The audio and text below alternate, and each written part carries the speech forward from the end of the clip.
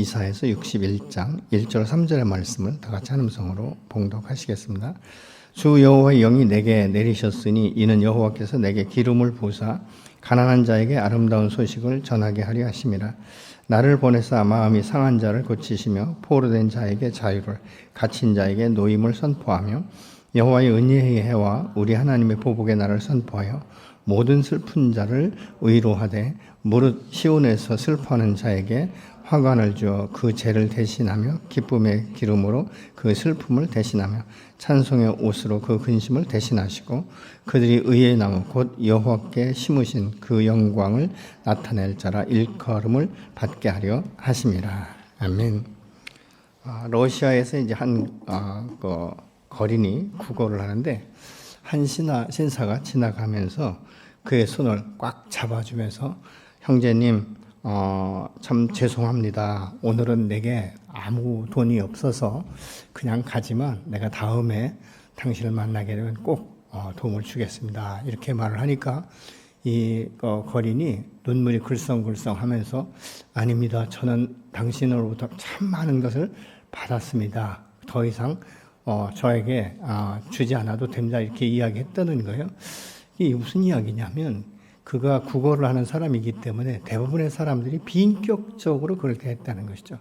쳐다보지도 않고 혀를 차고 지나가는 사람, 그 동전 한 입 넣어주면서 또 기분 나쁜 말을 하고 이런 이 사람들이 있었겠죠.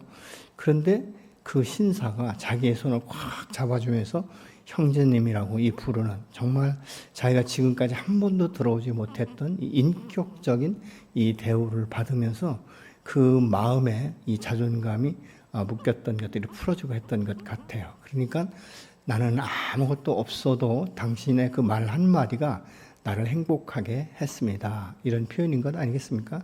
바로 그 신사가 톨스토이 예프스키였다고 말을 합니다. 근데 또 다르게 다른 사람을 도와주는 것이 때로는 화가 될 때도 있는 것이죠. 우리가 출애굽기 2장에 보면 이 모세가 이제 장성해서 히브리인이 그 애굽 사람으로부터 이 부당한 대우를 받는 것을 보면서 자기 의가 그 안에서 일어나지 않았습니까? 그래서 이 돕는다는 것이 그냥 살인에 이르게 되는 그것으로 인하여서 오히려 그 바로 궁에서 쫓겨나는 이런 그 모습들을 볼 수 있게 되는 것이죠. 그래서 우리가 이 삶을 살아간다는 것은 다양한 이 세상 가운데 다양한 부류의 사람들과 함께 살아가기 때문에 어떤 때는 내가 옳은 일을 하고도 어려움을 당하는 것이고 또 잘못된 일을 해도 또 오히려 다른 사람으로부터 칭송을 받게 되는 이런 어처구니 없는 일들이 일어날 수 있다는 것을 우리가 볼 수 있게 되는 것이죠. 그래서 하나님께서 오늘 이 이사야를 통해서 말씀하시는 것은 너를 통해서 내가 많은 사람들의 영적인 것과 육적인 묶임들을 풀어주고 싶다. 이렇게 지금 말씀하고 있는 것이죠. 다시 말하면 사명자로 지금 부르고 있는 것입니다. 1절에 주 여호와의 영이 내게 내리셨으니 이는 여호와께서 내게 기름을 부으사 가난한 자에게 아름다운 소식을 전하게 하려 하심이라. 나를 보내사 마음이 상한 자를 고치시며 포로된 자에게 자유를, 갇힌 자에게 노임을 선포한다. 이렇게 말씀하고 있습니다. 주 여호와의 영이 내게 임했다는 것은 주의 신이 감동되어서 그에게 임했다라고 말하고 있는 것이죠. 오늘날 우리가 말하면 우리가 죄를 고백하고 예수 그리스도를 개인의 구세주로 영접하는 순간에 우리 안에 하나님의 영, 성령이 임하시는 것을 우리가 볼 수 있습니다. 성령의 임재는 우리가 바람이 불 때에 돈 있고 돈이 없고 학식이 많고 학식이 없고 이렇게 사람을 가려가면서 그 바람을 맞이하는 것이 아니라 모든 사람이 그 바람을 맞는 것처럼 예수 믿고 거듭난 모든 사람에게는 성령의 임재가 나타나게 되는 줄로 믿습니다. 근데 이 성령의 임재가 나타난 것을 본인이 경험할 수 있는 것은 무엇입니까? 삶을 통해서 드러내는 것이죠. 내가 예수 믿고 구원받은 것이 참된 기쁨이며 내가 죄에서 자유함을 얻었고 내 마음이 전에는 상했고 내 마음이 전에는 가난했고 내 마음이 전에는 스스로 정죄하고 묶이는 이런 삶. 낮은 자존감 가운데 정체성을 잃어버린 가운데 살던 내가 하나님의 말씀이 내게 임하기 시작하고 이 말씀이 내게 힘이 되고 말씀이 소망이 되고 성령의 그 임재 가운데 내가 기도할 때 나도 모르게 새로운 힘과 도전과 이런 열정을 회복해 하신 것들을 우리가 주님과 함께 교제하면서 경험되어질 때 내게 경험되어진 하나님을 증거하는 것, 이것은 엄청난 파워로 나타나게 되는 줄로 믿습니다. 그래서 이것은 기쁨의 소식이에요. 어둠의 그늘 아래 앉아있고 죄의 그늘 아래 앉아있어서 영원한 사망의 길로 갈 수밖에 없는 그들에게 이 기쁨의 소식은 무엇입니까? 사망에서 생명으로 옮겨지는 것이고 어둠에서 빛으로 나오는 것들을 의미하고 있지 않습니까? 이것은 아무나 할 수 있는 것이 아니에요. 예수를 경험한 사람만이 행하게 되는 줄로 믿습니다. 근데 예수 믿는다고 모든 사람이 다 그러냐? 그렇지 않아요. 이것은 예수 안에서 사랑을 경험한 사람, 하나님 어떤 문제를 그냥 지식으로 아는 것이 아니라, 그래서 하나님에 관하여 하나님에 대하여 아는 것이 아니라 하나님을 경험한 사람, 다시 말하면 성경의 말씀처럼 하나님의 그 사랑을 맛보아 안 사람, 하나님 어떤 분인지, 하나님이 내게 무엇을 지시하셨는지, 그리고 하나님이 나의 삶에 어떤 변화를 가져오셨는지, 그리고 그것들을 통해서 내가 하나님 안에 어떤 사람으로 세워졌는지, 이런 것들을 친히 자기가 경험한 것들을 간증하는 것 아니겠습니까? 그런데 하나님께서는 왜 이 이사야를 통해서 지금 이스라엘 백성들에게 이렇게 희망적인 메시지를 선포하게 하시는가? 그것은 사랑하기 때문에 그런 거예요. 사랑은 관심을 갖게 되어 있습니다. 사랑은 상대방의 이 고통을 함께 느낄 수 있는 거예요. 사랑은 상대방에 대해서 굉장한 관심과 함께 그를 위로하고 격려하고 세워주는 것 아니겠습니까? 사랑이 없으면 뭐 우리가 별로 관심 쓸 일이 없지 않습니까? 그래, 너나 잘해 이러면 되거든요. 근데 사랑은 애틋함이 있어요. 아픔이 있어요. 고통이 있어요. 상대방이 아플 때 내가 아픈 것이고 상대방이 기뻐할 때 나도 모르게 참 기쁨이 내 안에 들어 차는 것들을 우리가 볼 수 있지 않습니까? 그리고 또 하나는 하나님께서 왜 이렇게 모든 백성들에게 이 말씀을 선포하게 하는가? 그것은 하나님께서 우리 이 땅 가운데 보내실 때 모든 사람에게 각각 다른 은사와 재능을 주신 것이에요. 근데 이 은사와 재능을 통해서 연합해서 선을 이루며 하나님의 나라를 확장해 갈 수 있도록 주신 이 모든 것들이 묶임에서 풀어져야 자유롭게 이것이 운행되어지는 것을 알기 때문에 그렇습니다. 또 세 번째로는 뭐냐면 하나님으로부터 받은 것을 또 다른 사람에게 전달해 주기를 원하시는 것이 하나님의 사랑과 하나님의 마음인 거예요. 그렇기 때문에 복음은 내게 와서 머물러 있으면 안 되는 것이죠. 이건 멈춰서면 안 되는 것이죠. 왜냐하면 모든 물들은요, 막히면 썩게 되어 있어요. 흘러가야 되는 것이죠. 내게 생명의 빛으로, 내게 희망과 소망으로 그 말씀이 내게 임했다면 내가 그것을 경험하고 나서는 또 다른 사람들이 그것을 경험할 수 있도록 전달해 주는 것, 그것 아니겠습니까? 우리가 이번에 단기 선교 팀을 보내는 것도 사실은 작년 연말부터 기도할 때 하나씩 그런 마음을 주신 거예요. 어떻게 생수교회가 이 생수교회만 품을 수 있느냐? 너가 너에게 주었던 열방을 유업으로 주라고 말씀하셨던 이 말씀이 지금 머물러 있다는 생각을 주시더라고요. 그러면 어떻게 할 것인가? 이 형편이 어떻든 간에 새로운 해에는 좀 이제는 단기 선교팀을 보내서 다시 문을 열어야 되겠다라는 이 마음을 주셨기 때문에 사실 제가 1월 달부터 선포하기 시작하지 않았습니까? 그런데 어떻든 많고 적고 간에 이제 그 땅에 가서 복음을 증거할 때 그 영혼들이 예수 믿고 거듭나고 회개한다는 이 소식을 들을 때 너무 기쁜 거예요. 감사하지 않습니까? 우리가 이 교회가 부흥되는 것도 어떤 수적인 이 성장 이것만은 아니에요. 뭐예요? 교회가 부흥되면 그것을 통해서 지역과 이 지역에 좀 보탬이 되면서 또 지역의 작은 교회들을 섬기고 또 열방을 향해서 계속적으로 흘러갈 때 복음이 만방에 이렇게 선포될 수 있도록 하는 것이 교회의 사명 아니겠습니까? 그렇기 때문에 그 일들을 우리가 감당하게 되는 것이죠. 우리가 전도 집회를 하지만 어떤 분들은 아예 꼼짝도 안 하시는 분들이 있어요. 근데 그것은 하나님이 기뻐하시는 일이 아니지 않습니까? 왜냐하면 이 복음은 나만을 위한 것이 아니라 나를 통해서 또 다른 사람들에게, 여러분 내가 예수 믿고 구원받게 된 것은 내가 잘나서가 아니에요. 내가 탁월한 선택을 해서가 아닙니다. 그것은 무엇입니까? 누군가에 의해서 내가 지금 기도를 당한 것이죠. 그렇죠? 우리가 정말 내가 아는 친구나 내가 사랑하는 가족을 위해서 끊임없이 눈물로 기도하지 않습니까? 그것이 때로는 수십 년이 될 수도 있는 거예요.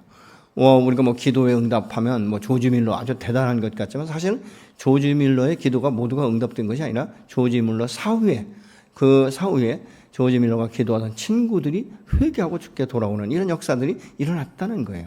그렇기 때문에 복음은 머물러 있으면 안 되는 것입니다. 흘러가야 되는 것이죠. 그런데 제가 경험해 보면요, 복음을 통해서 다른 영혼이 예수 믿고 거듭나서 기뻐하는 그 모습을 보면 너무 기쁜 거예요. 내가 더 흥분되고 내가 더 감사하고, 야, 하나님께서 내 기도를 들으셨구나, 응답하셨구나, 한 영혼이 이제 회개하고 사망의 생명으로 옮겨졌구나, 이런 것들을 볼 때 너무 기쁜 것 아니겠습니까? 그래서 하나님을 알고 하나님을 믿는 사람들은 그 영혼이 소송되기 때문에 어떤 순간에도 하나님 앞에 감사할 수 있고 찬양하며 하나님의 영광을 노래하는 이 삶으로 변화되는 줄로 믿으시기 바랍니다.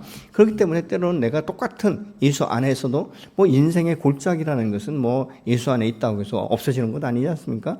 때로는 그 고통과 고난이 사망의 음침한 골짜기 같다 할지라도 과거에는 나 홀로 그것을 해결하려고 했지만 이제는 주 안에서 함께 해결하기 때문에 주님이 그때도 나와 함께 하심이라는 이 시편 기자의 확신처럼 저와 여러분에도 이런 확신이 있기 때문에 승리하게 되는 줄로 믿으시기 바랍니다. 고린도후서 1장 3절로 4절의 말씀을 같이 보시겠습니다. 찬송하리로다. 그는 우리 주 예수 그리스도의 하나님이시요 자비의 아버지시요 모든 의로의 하나님이시며 우리의 모든 환난 중에서 우리를 위로하사 우리로 하여금 하나님께 받은 위로로서 모든 환난 중에 있는 자들을 능히 위로하게 하시는 이시로다. 아멘. 내가 환난 가운데 있을 때, 내가 고난 가운데 있을 때, 내 영혼이 곤고하고 곤핍할 그때에 하나님께서 내게 찾아오셔서 말씀하시고 나를 위로하시고 격려하셔서 나는 아무런 소망이 없다라고 말할 때 아니야, 내가 너의 소망이 되겠다라고 말씀하시고 나를 붙들어 일으키신 하나님, 나를 다시 이제 일어서서 다시 하나님 앞에 나아갈 수 있도록 나를 변화시키신 이 하나님의 은혜를 우리가 기억하면 고난과 환난과 역경 가운데 있는 자들에게 그렇게 권면해 줄 수 있지 않습니까?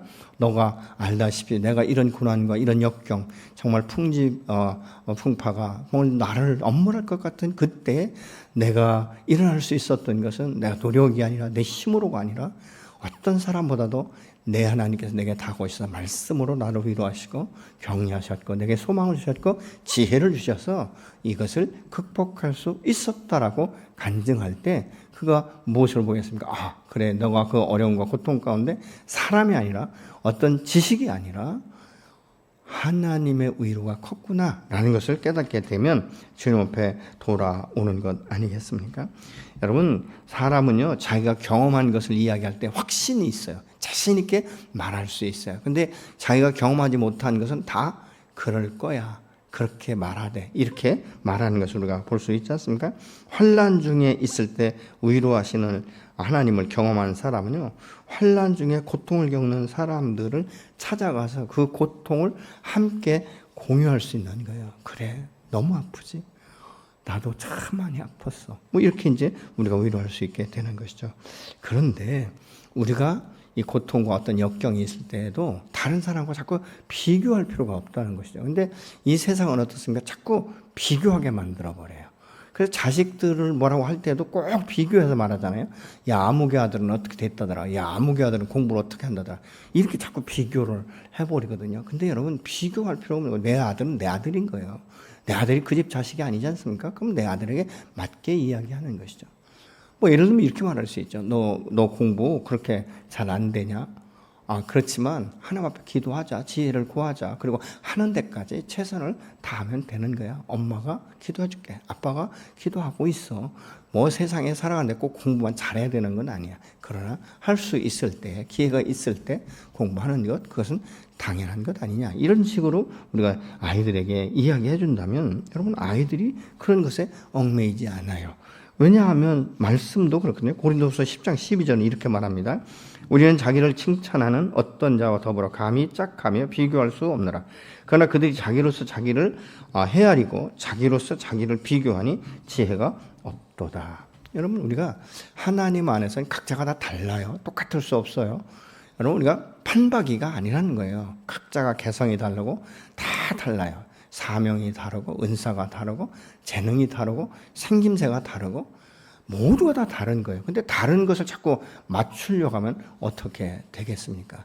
여러분, 근데 우리는 자꾸 이 세상의 원리를 따라 자꾸 옳고 그름을 자꾸 따지려고 그러는 거예요. 여러분, 가정 가운데 왜 불화가 자꾸 일어나죠? 어떤 분들은 다르기 때문에 그런다고 하는데 아니에요. 다르면 용납이 됩니다. 그렇게 생각할 수 있다. 이게 이해가 되는 거예요. 근데 왜요? 틀렸다라고 생각하니까 자꾸 문제가 되는 거예요. 당신은 틀렸고 내 말은 맞다 이거거든요. 근데 여러분, 우리가 이 세상 가운데 습득된 것은요, 참된 진리가 아니에요.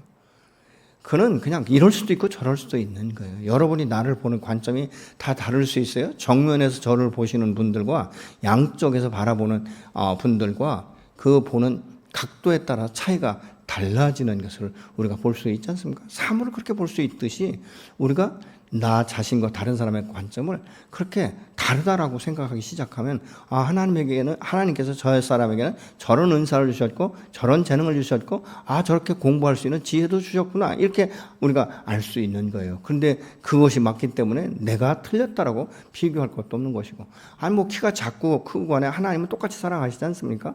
키 큰 사람은 하늘과 가까우니까 더 많이 사랑하시고 작은 사람은 땅과 가까우니까 덜 사랑하시고 이거 아니거든요.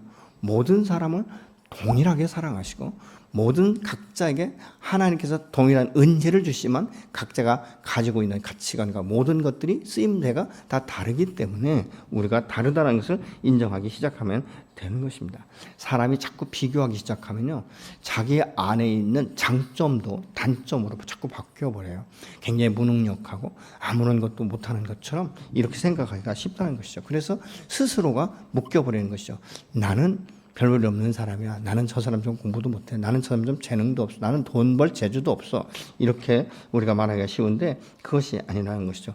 나의 존재는 나의 존재 자체적으로 하나님께서 주셨다는 이 독특성이 있는 거예요. 사람은 독특성이 있어야 되잖아요. 나만이 가지고 있을 수 있는 이런 것들이 계속적으로 개발될 때 그것으로 인하여서 우리가 하나님께 귀하게 쓰임받을 수 있는 것 아니겠습니까?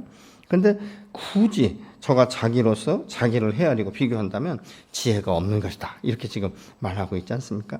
여호와의 신이 내게 임했다는 것은 하나님의 영이 내게 임했고 이것은 기름 부심을 상징하고 있는 것이죠.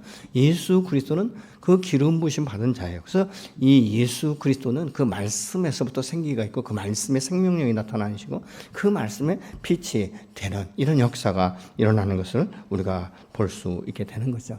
여러분, 이 기름 부심은 성령의 임재 안에 일어나는 것이기 때문에 이 기름 부심을 받았다 이 말은 거듭남을 경험한 사람들에게만 임하는 것인 것을 우리가 볼 수 있게 되는 것이죠. 주의 성령이 내게 임하면 내가 자유롭게 되는 거예요. 왜요?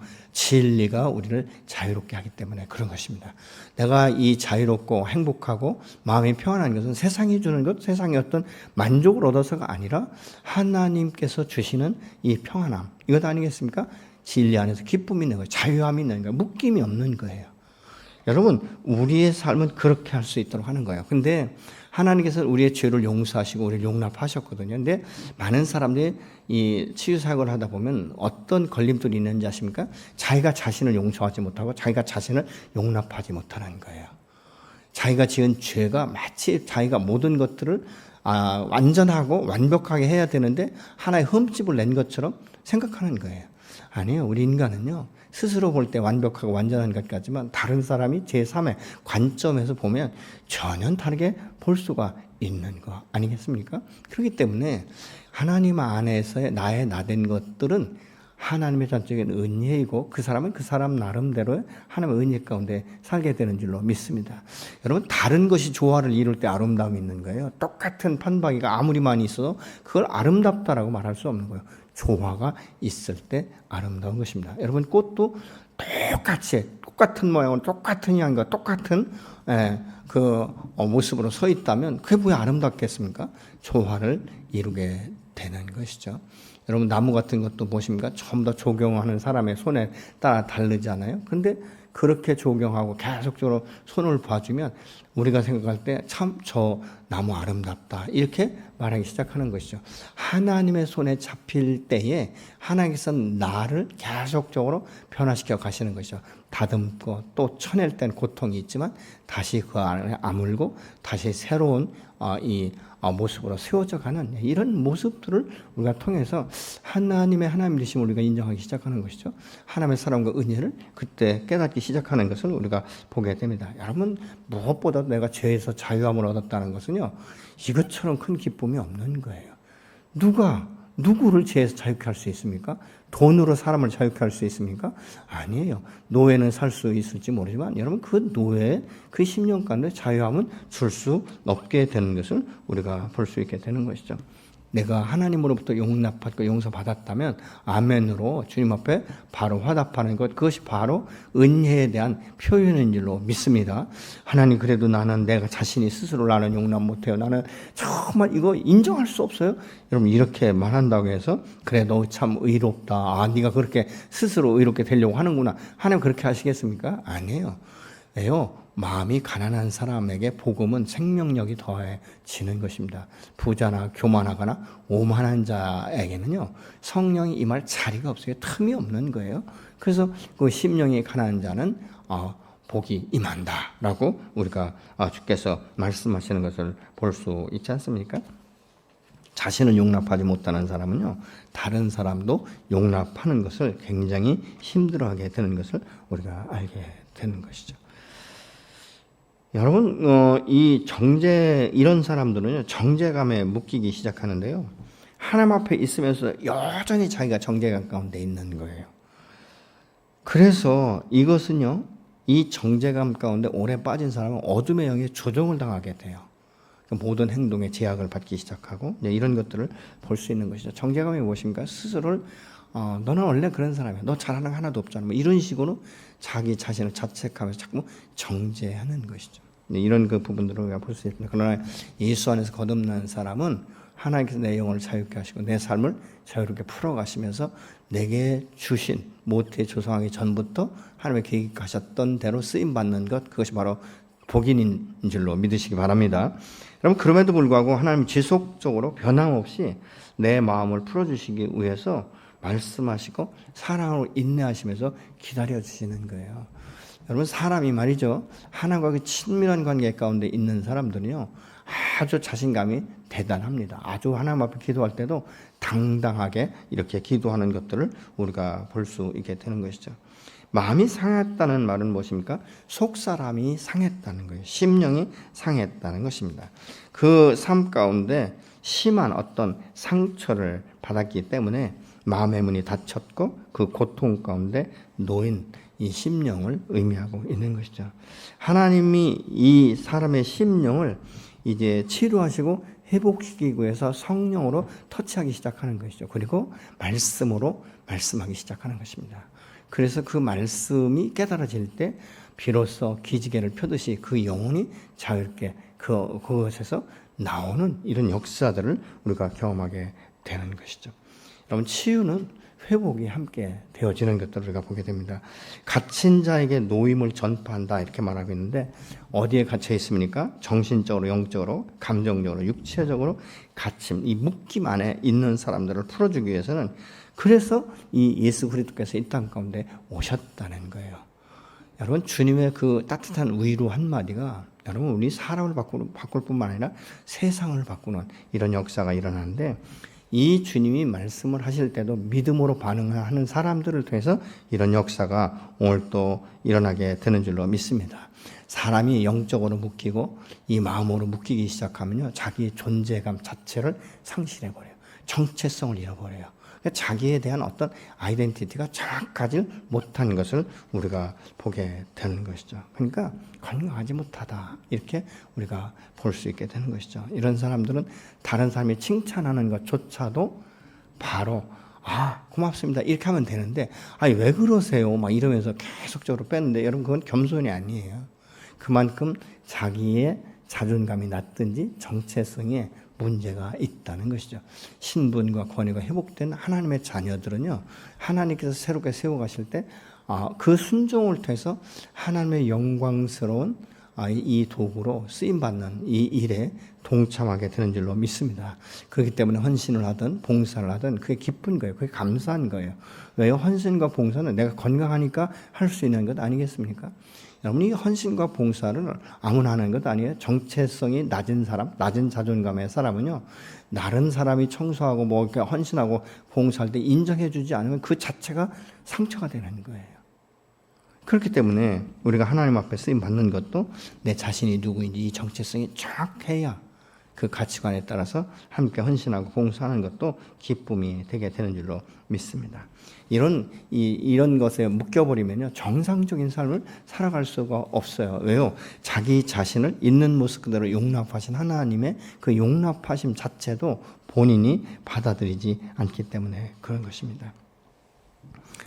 이 영혼이 자유해지면 사람이 말이죠, 어떻게 바뀌는지 아십니까? 하는 일에 자신감을 갖게 돼요. 그래서 이 주어진 재능과 이 은사를 지속적으로 개발하면서 사용되어져 가는 것들을 우리가 보게 되는 것이죠. 근데 이것을 내가 용납하지 않으면 시간이 지날수록 자꾸 묶임 가운데 들어가는 것이죠. 스스로 어둠 가운데 들어가는 것입니다. 그래서 여호와께서는 지금 이런 사람들에게 소망, 이 희망을 선포하라고 지금 이사야에게 말을 하고 있는 것이죠. 그럼 우리가 어떻게 회복될 수 있는가? 하나님을 경험하는 것인데, 이것은 하나님의 사랑 안에 거하면서 그 사랑을 경험하는 거예요. 체험하는 거예요. 경험한다는 것은 무엇인가? 맛보아 아는 것이다라고 우리가 이야기할 수 있는 것이죠. 내가 아무개에 대해서 안다는 것은 우리가 그냥 지식적으로 상식적으로 아는 것이 아니에요. 안다는 것은 내가 그 사람과 함께 식사도 하고 함께 잠도 자고 여행도 다녀보고 대화도 해보고 이러면서 그 사람이 누구인가를 아는 것, 이게 맛보아 아는 거죠. 하나님을 아는 것도 마찬가지죠. 모든 사람은 하나님은 사랑이시다라고 말합니다. 요한일서 같은 데도 보면 하나님은 사랑이시다. 근데 그 사랑을 경험하는 그리스도인과 경험하지 못하는 그리스도인이 있다는 거예요. 여러분은 어떤 쪽이십니까? 에베소 3장 16절 19절의 말씀을 같이 보시겠습니다. 그의 영광의 풍성함을 따라 그의 성령으로 말미암아 믿음으로 말미암아 그리스도께서 너희 마음에 계시게 하옵시고 너희가 사랑 가운데서 뿌리가 박히고 터가 굳어져서 능히 모든 성도와 함께 지식에 넘치는 그리스도의 사랑을 알고 그 너비와 길이와 높이와 깊이가 어떠함을 깨달아 하나님의 모든 충만하신 것으로 너희에게 충만하게 하시를 구하노라. 이렇게 지금 기도하고 있지 않습니까? 이것은 무엇입니까? 성령의 내주하심과 이 도우심을 통해서 깨달아 알게 되는 거예요. 하나님의 사랑을 알아가면 알아갈수록 내 영이 강건해지는 것이죠. 사람의 영이 강건해지고 영이 풀어지면요, 육체가 강건해져요. 왜냐하면 우리의 이 육체는요, 이 심령에 굉장히 관련이 깊습니다. 마음이 상하면 육체도 상하는 거예요. 마음의 소망을 잃어버리면 육체도 이 활력을 잃어버리는 거예요. 근데 이 마음에서부터 활력이 일어나고 이 마음에서부터 생기가 일어나기 시작하면 육체가 다시 활력을 얻게 되고 생기를 얻게 되는 것이죠. 그래서 무엇을 하든지 기쁨을 할 수 있고 무엇을 하든지 감사함을 할 수 있고 어떤 일들을 맡겨질 때도 굉장히 도전적으로 할 수 있는 거예요. 여러분, 하나님을 안다는 것은 그냥 지식으로 아는 것이 아니에요. 여러분, 지식으로 알기로 말하면 머리 좋은 사람들, 지식이 많은 사람들이 오히려 더 빼어나지 않습니까? 그렇지 않다는 거예요. 여러분, 다른 종교를 심취해서 아무리 그 종교에 깊이 들어가 있는 사람도요, 하나님의 말씀을 깨닫지 못하는 일 때문에 사망의 생명으로 못 나오는 것 아니겠습니까? 그냥 여전히 죽을 때까지 우상을 섬기고 그 안에서 자기를 발견하려고 몸부림치고 애쓰는 것 아니겠습니까? 근데 진리는 단순한 것 아니겠습니까? 내가 죄인인 것을 깨닫고 예수 믿고 거듭날 때 이 계시로 기록된 말씀들이 읽을 때 풀어지는 것들을 우리가 볼 수 있지 않습니까? 여러분, 제가 볼 때 성경을 한 30독 이상을 하면요, 성경이 서로 연결되는 것을 발견할 수 있어요. 이 말씀이 신약 어디에 나오지? 이 말씀이 이렇게 연결되는구나. 이 말씀의 의미가 이것이구나. 구약의 이 말씀을 여기서 인용했구나. 이런 것들을 알게 되는 거예요. 근데 여러분, 덮어놓고 신앙생활 한다고 이런 것들이 터득이 됩니까? 아닌 거예요. 내가 하나님을 안다, 하나님의 사랑을 내가 깨달아 안다, 가만히 있어서 저절로 되지 않습니다. 여러분, 우리가 인간관계도 아까도 말씀드렸지만 자주 만나는 사람이 가까운 것 아니겠습니까?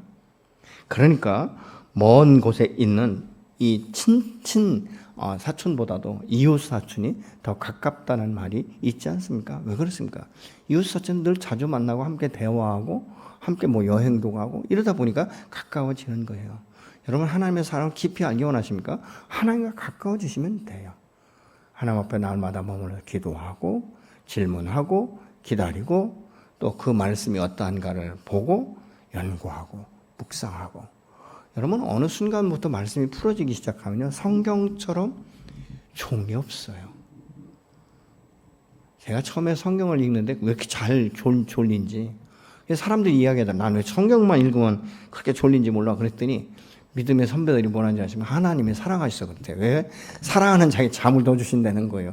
얼마나 그 마음이 제게 위로가 되는지 나중에는 그게 별로 그렇게 불편하지 않더라고요. 근데 나중에 보니까 속은 거예요. 하나님이 사랑하셔서 잠을 자는 게 아니라 성경을 못 보게 하는 것이죠. 영적 전쟁인 거예요. 어떻게 보면. 여러분 성경이 깨달으지만 밤을 새워서 성경을 봐도 피곤치도 않아요. 얼마나 그것이 감사한지. 여러분 수년을 다녀도 하나님과의 관계가 서먹한 관계라는 것은 무엇입니까? 그만큼 주님과의 만남의 시간이 적었다는 것 아니겠습니까? 여러분 그렇기 때문에 주일 성수 한 번 가지고는 하나님을 알아간다 택도 없어요. 얼마나 이 어둠의 것들이요 그 내 마음을 뺏어가는지. 이 예배당에서 설교를 들어도요 밖에 나가면 본문도 잊어버리는 경우가 허다하게 많잖아요. 내가 무슨 말을 들었는지 잘 기억이 안 나는 이런 경우가 굉장히 많지 않습니까? 여러분 한번 생각해 보세요. 지난주 설교 제목 기억하시는 분 얼마나 되십니까? 본문 기억하십니까? 대부분의 사람들이 스쳐 지나가는 것들을 많이 보죠. 근데 여러분 하나님을 알기 원하는 것, 여러분 알기 원하는 무엇입니까? 집중력이 있잖아요. 끝까지 파고 싶지 않습니까?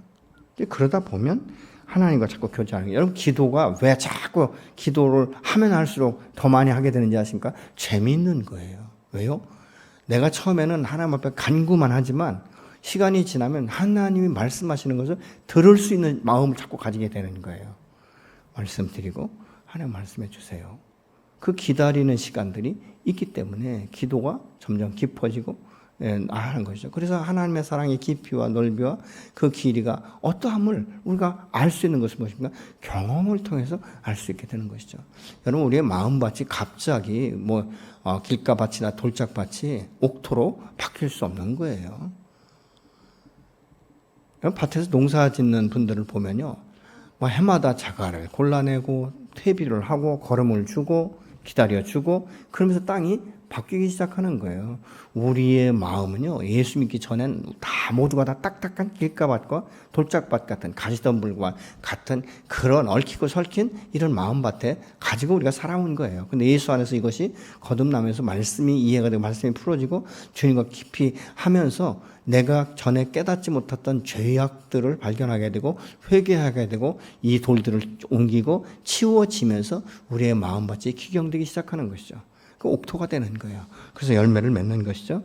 예수 믿는 사람은 자기의 인생만이 아니라 나를 통해서 하나님의 영혼을 들어 나를 통해서 또 다른 영혼이 죽게 들어와서 회개하고 거듭나서 나처럼 변화되는 것들을 추구하는 것. 그것이 바로 믿음의 사람의 삶의 형태가 돼야 되지 않겠습니까? 하나님은 오늘도 저와 여러분을 통해서 그 일을 행하기를 원하시는 거예요. 제가 사모한테 들어보니까요, 지금 전도할 때 엄청나게 더운데 한국에서 그렇게 하면 안 할 건데 가가오 다니면서 전도를 하는데요, 그렇게 기뻐한다는 거예요. 왜 그렇습니까? 그들이 복음을 전할 때 실질적으로 그 말을 다 외워서 하는 게 아니고 이게 다 읽더라고요. 다 읽어. 그 말을 우리말로 번역해서 읽어주는데 그 읽는 것에 성령이 임하니까 그들이 그들의 읽는 소리를 듣고 회개하는 거예요. 놀랍지 않습니까? 이것이 어떻게 보면 기적인 것이죠. 기적. 근데 예를 들어서 지금 그 팀들이 들어가지 않아도 물론 하나님께서 다른 팀을 통해서 그들에게 복음을 증거할 수 있지만 그들에게 기회를 주시고 우리에게 그 사명을 감당할 수 있는 기회를 주시니까 그 무더위에도 우리 팀들이 복음을 증거하는 것을 굉장히 기뻐한다는 거예요. 아마 돌아오면 아마 주일학교 아이들부터 굉장히 그 확신을 가질 것 같아요. 아주 자신감을 가질 것 같아요. 물론 또 환경이 또 달라질 수 있지만 여러분 이런 것들을 어릴 때 경험하는 것은요 큰 복입니다. 오늘 하나님께서 지금 이사야를 통해서 이스라엘 백성들에게 이렇게 회복을 선포하고 있는 거예요. 너희가 이렇게 될 것이다. 그리고 그렇게 돼야 될 것에 대해서 말씀하고 있는 것이죠. 저는 우리 교회 성도들이 여러분의 가정이 먼저 새롭게 변화되고 화목하고 평강하고 그리고 이제 내가 경험된 그 하나님을 이웃에게 증거하기 시작하는 이런 역사가 일어나기를 간절히 소망하고 예수의 이름으로 축원합니다.